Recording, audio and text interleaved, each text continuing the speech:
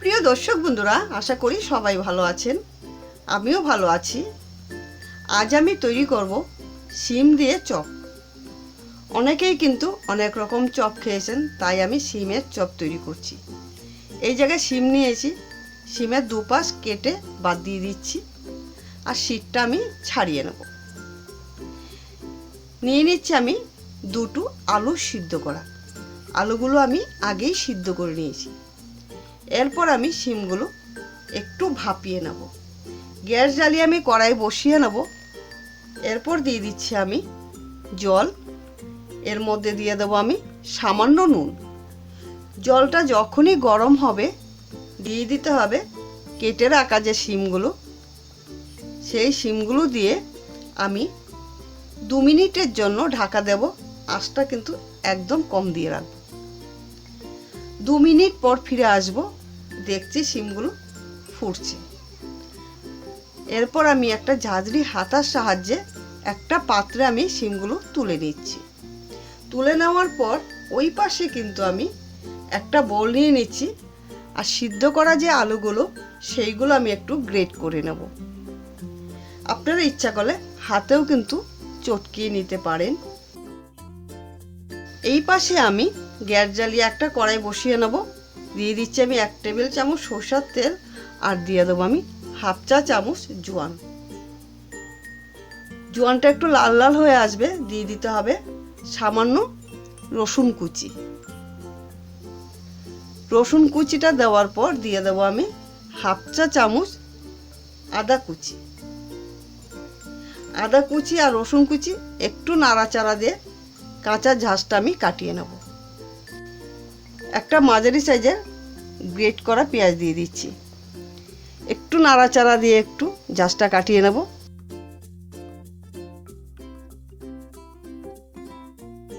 আর দিয়ে দেবো আমি গুঁড়ো হলুদ সামান্য, শুকনো লঙ্কার গুঁড়ো সামান্য, ঝাল নুন আপনাদের স্বাদ অনুযায়ী দেবেন।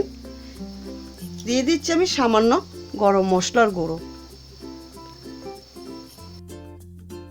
আমার কাছে ধনের গুঁড়োটা নেই, তাই আমি দিতে পারিনি, আপনারা দিয়ে নেবেন অবশ্যই।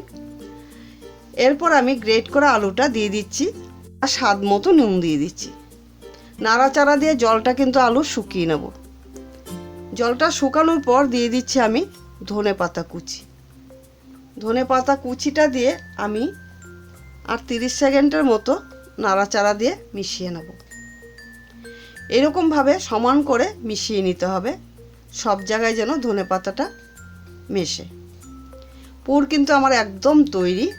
পুর নামিয়ে নেব আর ঠান্ডা করে চপ তৈরি করব। এরপর আমার শিমগুলো কিন্তু ঠান্ডা হয়েছে। একটা ছুরির সাহায্যে মুখটা একটু ছাড়িয়ে নিচ্ছি। মুখটা ছাড়িয়ে নেওয়ার পর শিমের যে ভিতরে বীজগুলো আছে সেই বীজগুলো আমি বের করে নিচ্ছি। পুরটা আমার তৈরি হয়েছে, তাই আমি পুরে দিতে পারিনি। পুরেও কিন্তু দিয়ে দেওয়া যাবে। এরকমভাবে সব কয়টা শিমের বীজ আমি ছাড়িয়ে নেব। দিয়ে আমি শিমের ভিতরে পুর ভরে নিচ্ছি।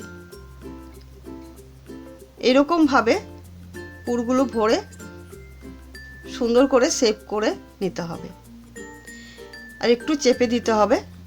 একটু চেপে চেপে ভরে নিচ্ছি। একইভাবে কিন্তু সবকটাই ভরে নেব।